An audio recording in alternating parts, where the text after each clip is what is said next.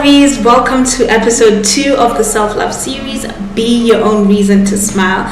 Today we are going to be talking about acting on a need basis and not a want basis. So settle in while we discuss this topic. Are you ready? Let's go. Choosing to place your energy and focus on things that you need is an act of self-love. It is a self-love practice. And such things help you stay strong, and they help you become more grounded and centered. And it in turn helps you turn away from automatic behavior patterns that can get you in trouble every now and then. Behavior patterns that can keep you stuck and that can ultimately diminish your self-love. The focus of this episode is identifying and overcoming these destructive behaviors. Listen, the compulsive need to act on the things that you desire and want is the ultimate self-sabotage. And these destructive behaviors include, number 1, negative self-talk and self-defeating mindsets. I'm never going to be able to get this done, or this is too difficult for me, or I'm not smart enough to figure this out, or I'm hopeless, or my life is trash. You simply need to stop saying such things. You have to refrain from talking negatively about yourself.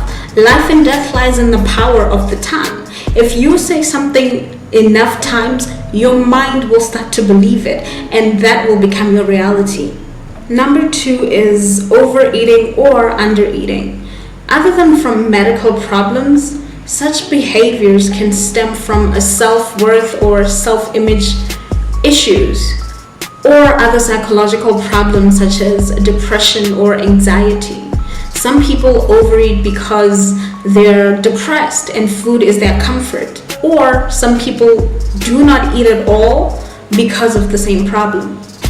Number 3 is overusing alcohol and maybe engaging in drug use or impulsive and risky sexual behavior. An occasional drink is okay every now and then, and yes, sex is a physiological need. But if you find yourself drinking every single day or every time you feel stressed out or you have problems, then you do have a problem. Or if you find yourself sleeping with a different person every week, then there is definitely a need for you to do some reflection. Number 4 is alienation. Some alone time and retreat is definitely healthy and necessary sometimes, but there is no need for you to constantly be alone. For some people, it might happen unintentionally because you live alone. You might easily fall victim to this because you're used to being by yourself, and now you become desensitized to human companionship and interaction. So you need to be careful with that. Human beings are inherently a social species. Number 5 is being a martyr. Doing good to and for other people is noble, but on the background of self-sacrifice, it is destructive and it is indicative of a lack of self-love. Be good and do good, but not at the expense of your own well-being. If you're always putting yourself last or thinking about yourself last, then newsflash, you might be lacking in self-love.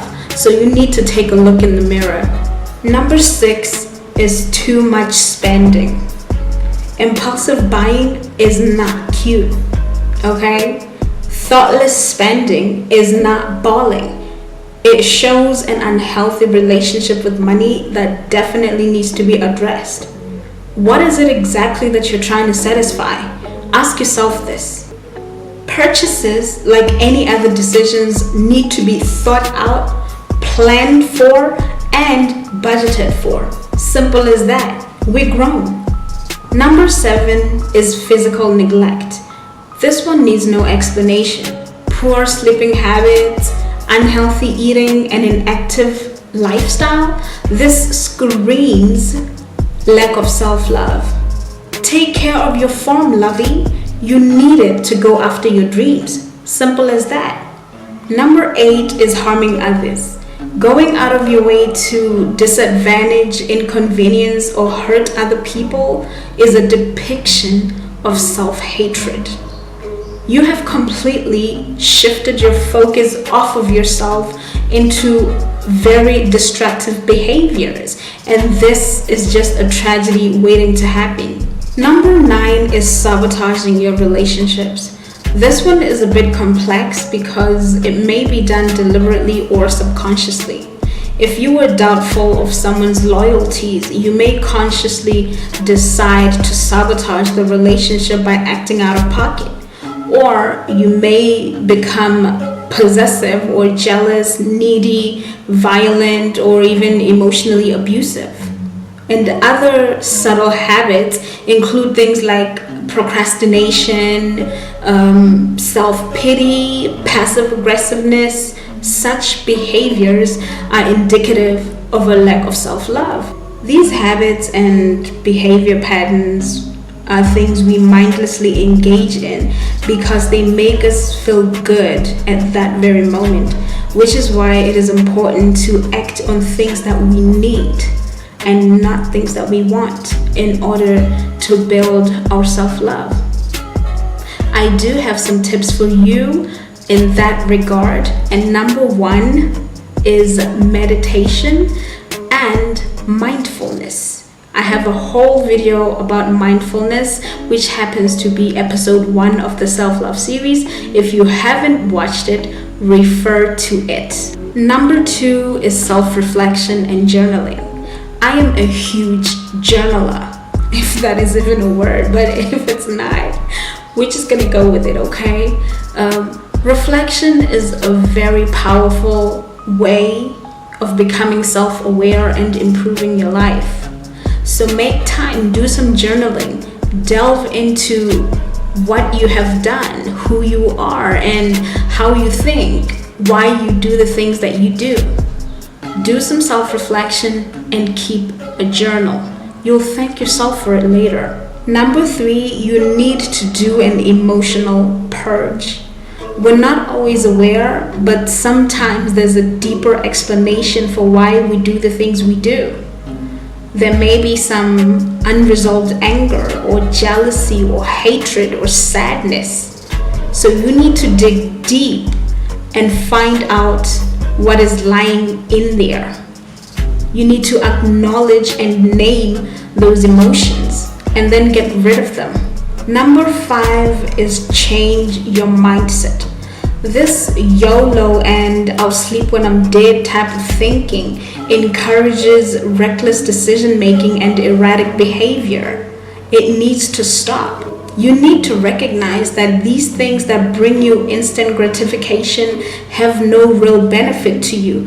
They are instead a desperate attempt to ease the suffering you may carry inside. So put some thought into your decisions. Number 6 is seek professional help.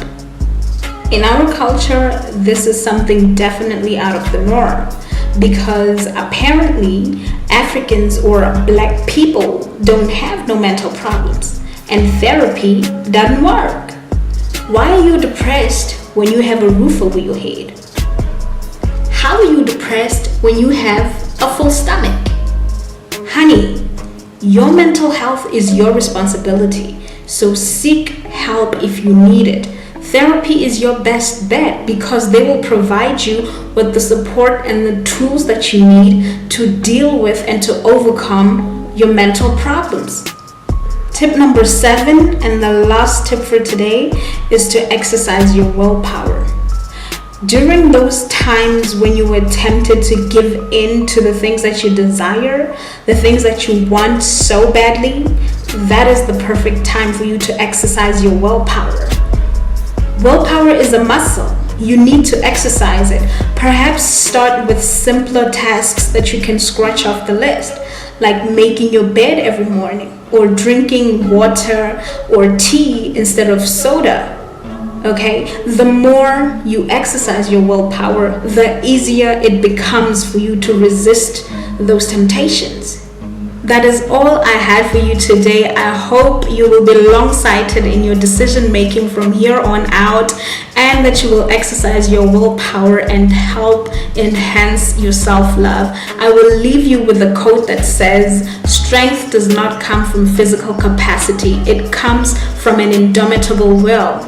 I have to love and leave you. I will see you in my next episode. This is the self-love series, Be Your Own Reason to Smile. Remember to stay hydrated and mind your business.